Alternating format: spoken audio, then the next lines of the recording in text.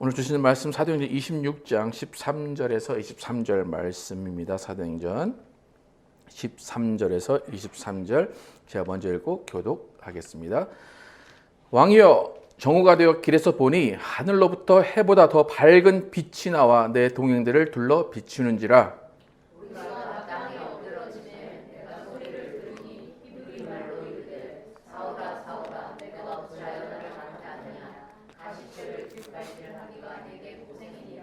내가 대답하되 주님 누구시니까? 주께서 이르시되 나는 내가 박해하는 예수라. 일어나 너의 발로 서라. 내가 네게 나타난 것은 곧 내가 나를 본 일과 장차 내가 네게 나타날 일에 너로 종과 증인을 삼으려 함이니. 이스라엘과 이방인들에게서 내가 너를 구원하여 그들에게 보내어 그 눈을 뜨게 하여 어둠에서 빛으로 사탄의 권세에서 하나님께로 돌아오게 하고 죄 사함과 나를 믿어 거룩하게 된 우리 가운데서 기업롭게 하리라 하더이다. 아그리빠 왕이여, 그러므로 하늘에서 보이신 것을 내가 거스르지 아니하고 먼저 다메섹과 예루살렘에 있는 사람과 유대 온 사람과 이방인에게까지 회개하고 하나님께로 돌아와서 회개에 합당한 일을 하라 전하노라.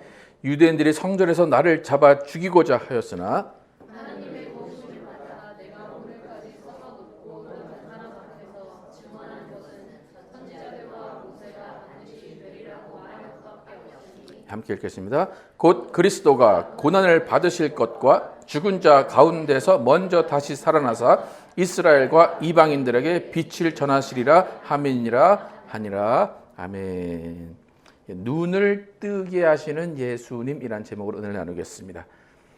이제 바울이 로마로 호송되기 전에 아그리빠 왕과 베이스도 총독과 천부장 앞에서 변론하게 되는 기회를 얻게 됩니다. 그 변론의 기회는 결국에 전도의 기회가 되었습니다.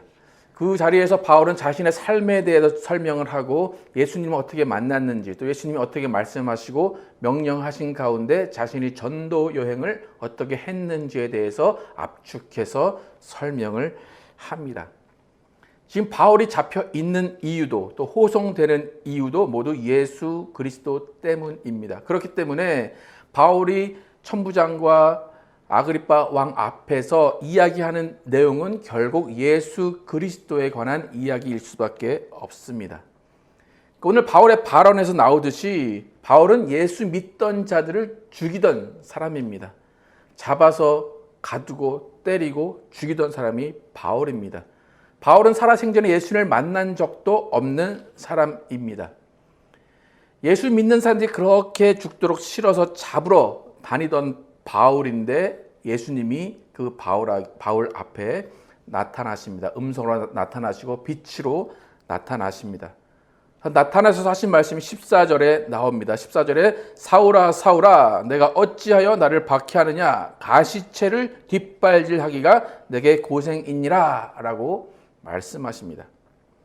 가시채라는 것은 그 가죽으로 된 채에 가시가 박혀 있는 거예요. 그래서 소가 다른 길로 가려고 할 때 가시채로 쳐서 소를 제대로 된 방향으로 이끌기 위해서 가시채를 사용합니다. 근데 사실 가시채를 맞기 전에 제대로 가면 되는데 소가 괜한 고집을 부리거나 자기 꾀로 다른 길로 가려고 할 때 주인은 가시채를 칠 수밖에 없습니다. 그럼 가시채를 맞은 소는 아프니까 뒤에 누가 있다고 생각해서 뒷발로 찹니다. 그런데 주인은 이미 멀리 떨어져 있습니다. 왜냐하면 이미 멍에를 메고 있기 때문에 뒷발질을 한다고 해서 소가 뒷발질을 한다고 해서 주인이 맞지 않습니다. 그러니까 예수님께서 네가 소가 뒷발질로 해서 가시채로 뒷발질하기에 같이 네가 산다라고 하는 것은 네가 헛쓰고 하고 있구나. 안 해도 되는 일을 하고 있구나. 그렇다고 해서 네가 그렇게 뒷발질한다고 해서 내가 그것에 의해서 영향받을 것 같으냐라고 지금 바울에게 이야기하시는 겁니다. 바울은 열정에 넘쳐서 일을 하는 거예요. 자신의 욕구에 맞게 일을 하는 겁니다. 그런데 그 일을 아무리 해도 예수님께는 어떠한 영향도 미치지 않는다는 겁니다. 그래서 그 자리에서 예수님은 네가 그렇게 고생하는데 그러지 말고 나의 명령에 따르는 삶을 살아라 말씀하시면서 예수님이 바울의 삶이 어떻게 되어야 될 것이고 어떻게 바울이 예수님의 말씀에 순종하며 살 것인지에 대해서 미리 말씀을 해 주십니다. 오늘 17절, 18절 함께 예수님이 하신 말씀 함께 읽어보겠습니다. 시작. 이스라엘과 이방인들에게서 내가 너를 구원하여 그들에게 보내어 그 눈을 뜨게 하여 어둠에서 빛으로 사탄의 권세에서 하나님께로 돌아오게 하고 죄 사함과 나를 믿어 거룩하게 된 무리 가운데서 기업을 얻게 하리라 하더이다.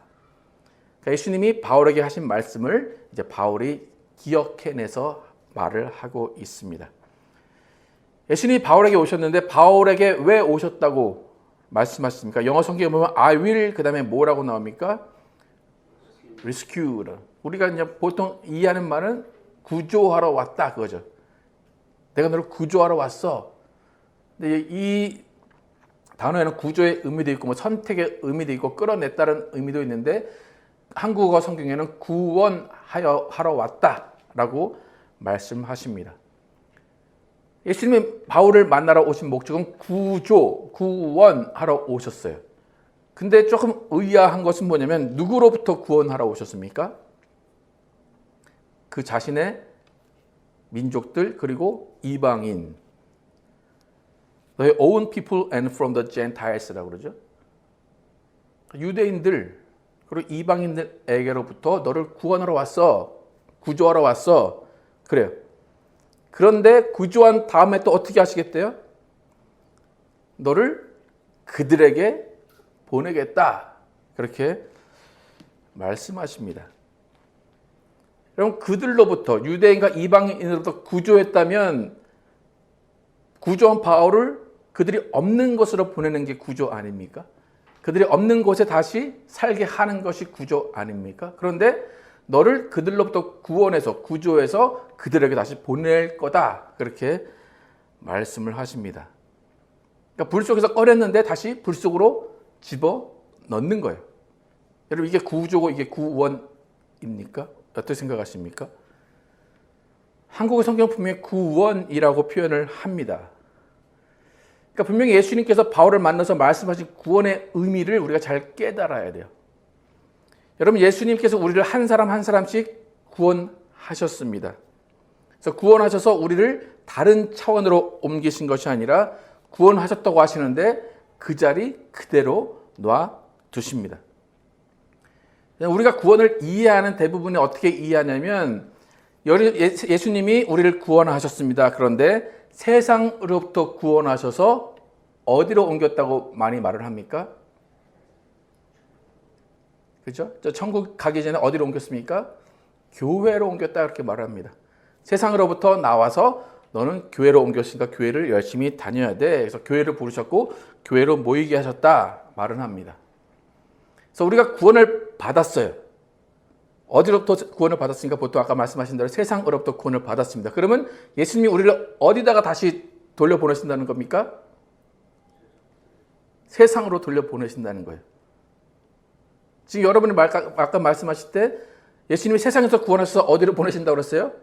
천국으로 보내신다고 그랬는데 지금 바울에게 말씀하신 구원과 구조의 말로 보면 예수님께서 우리를 구원하셔서 세상으로부터 구원하셔서 다시 세상으로 보내시는 것이 구원입니다.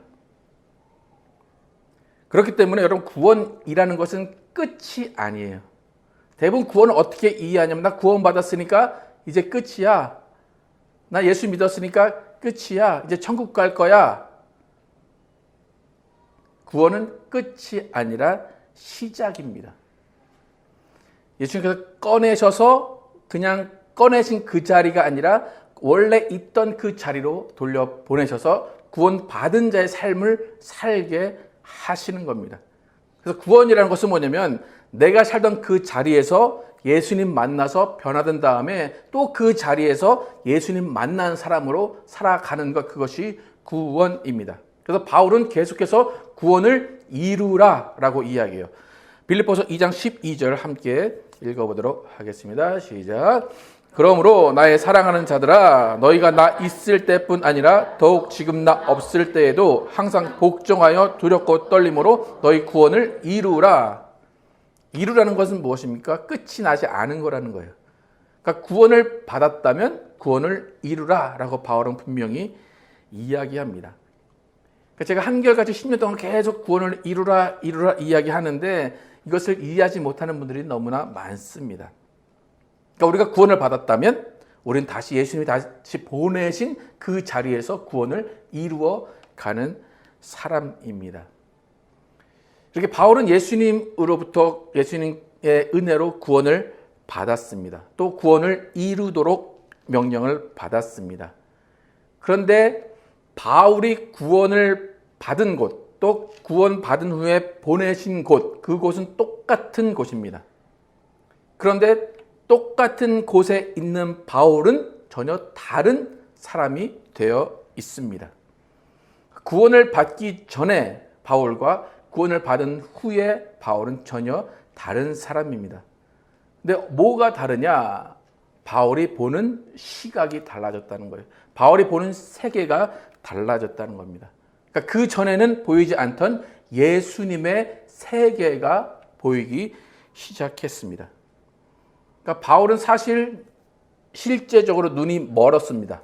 예수님 보고 나서 그 다음에 며칠 후에 눈이 떴어요. 근데 육적인 눈도 떠졌지만 영적인 눈도 떠진 것이 바울입니다. 그러니까 바울의 눈에는 그 전에 보이지 않았던 어둠이 보였습니다. 그 전에 보이지 않던 사탄의 권세가 보였습니다. 그 전에 보이지 않던 죄악이 바울의 눈에 보이기 시작한 겁니다. 분명히 사탄도 어둠도 죄악도 그 전에 있었어요. 하지만 바울은 보지 못했습니다. 그가 그곳에 있다는 사실조차 알지 못했어요. 그런데 예수님이 그곳으로부터 구조해내시고 구원하신 이후로 바울은 어둠과 죄악과 사탄이 보이기 시작했습니다. 이러한 변화에 대해서 예수님은 눈을 뜨다라고 말씀하십니다.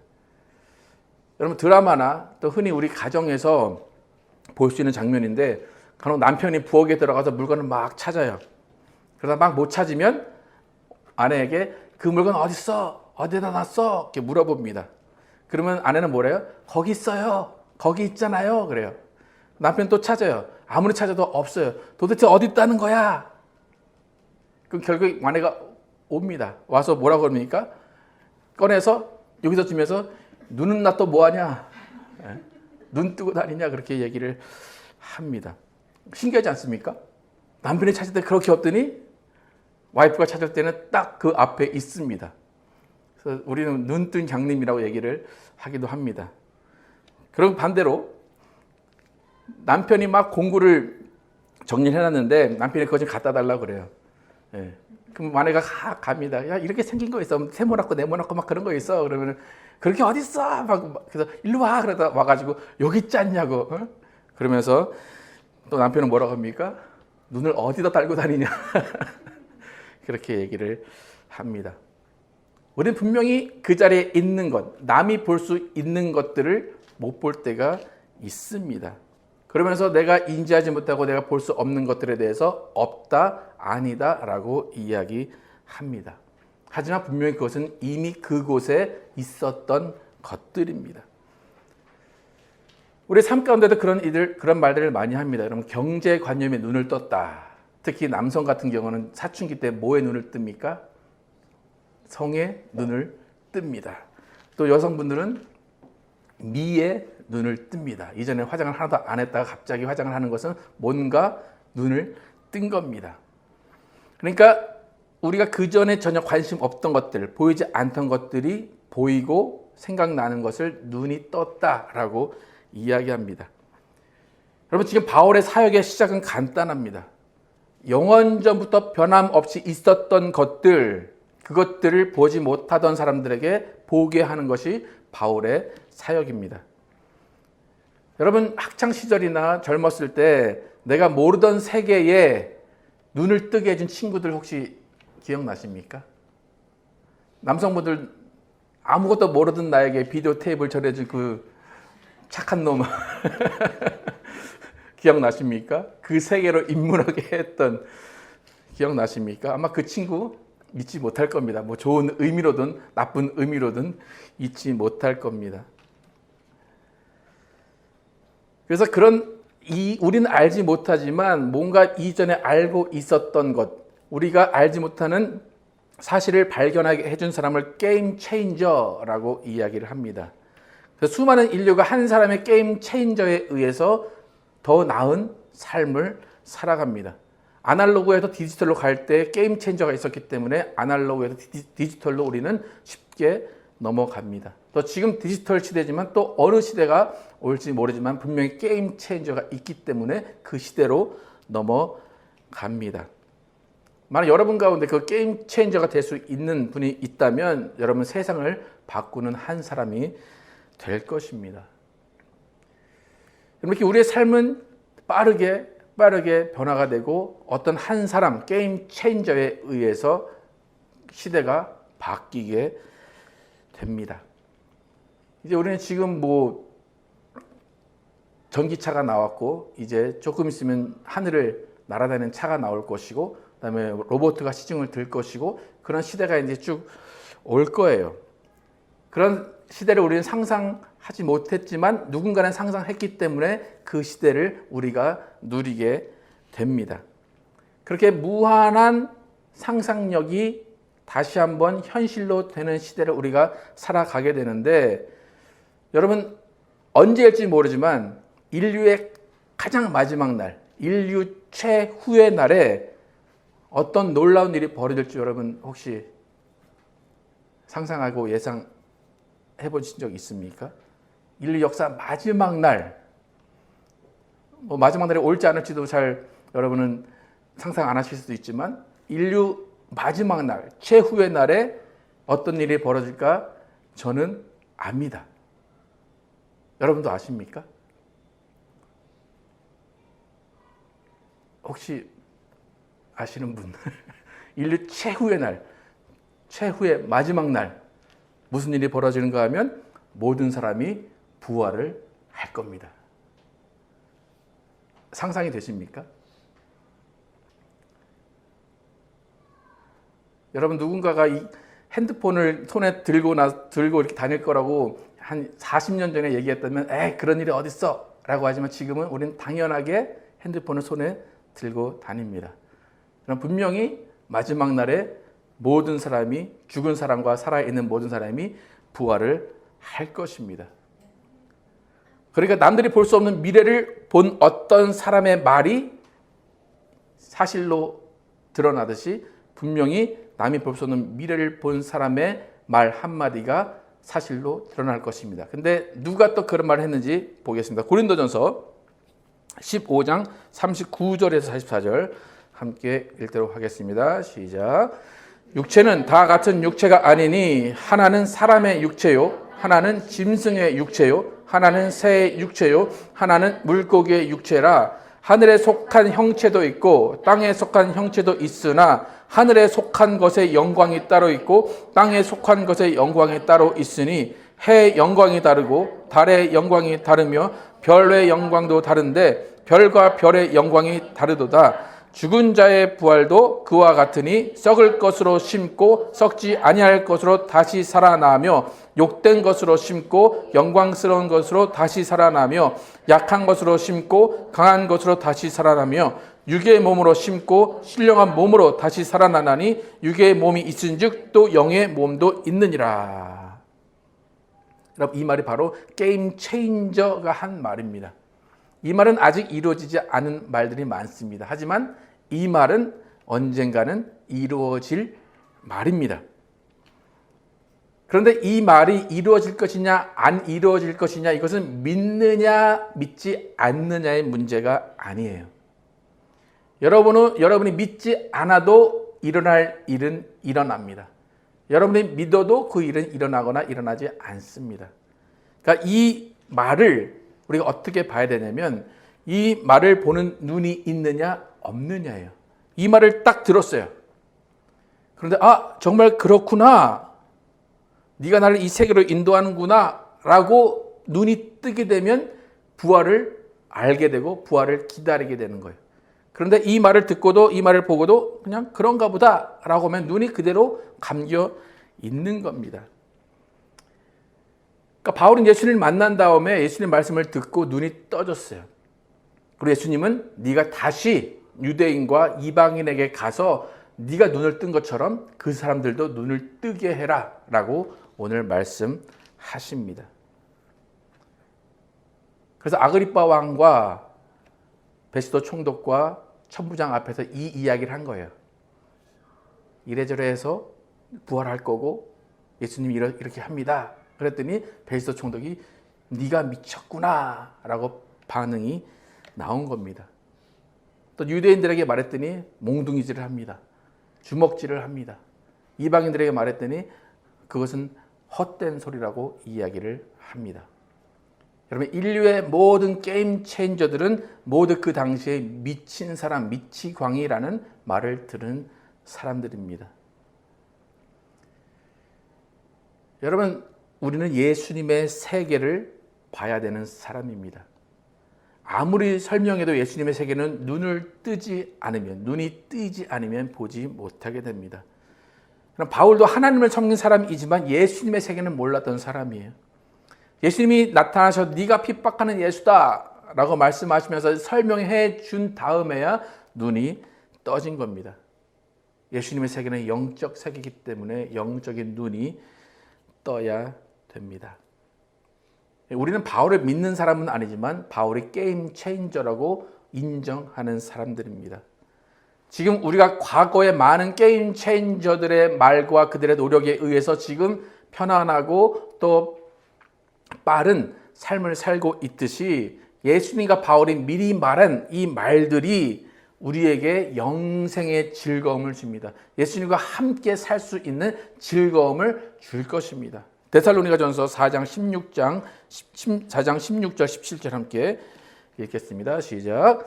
주께서 호령과 천사장의 소리와 하나님의 나팔 소리로 친히 하늘로부터 강림하시리니 그리스도 안에서 죽은 자들이 먼저 일어나고 그 후에 우리 살아남은 자들도 그들과 함께 구름 속으로 끌려 올려 공중에서 주를 영접하게 하시리니 그리하여 우리가 항상 주와 함께 있으리라. 여러분, 이 장면이 눈에 보이십니까? 이 장면이 상상이 가십니까? 이 장면이 실제로 있을 것 같습니까? 이 장면을 눈에 볼 수 있기를 축복합니다. 여러분, 빛은 있습니다. 빛이 눈에 보입니까? 자외선, 요즘에 제가 자외선에 민감한데 아무리 캡을 써도 타더라고요. 자외선 눈에 보입니까? 근데 있습니까?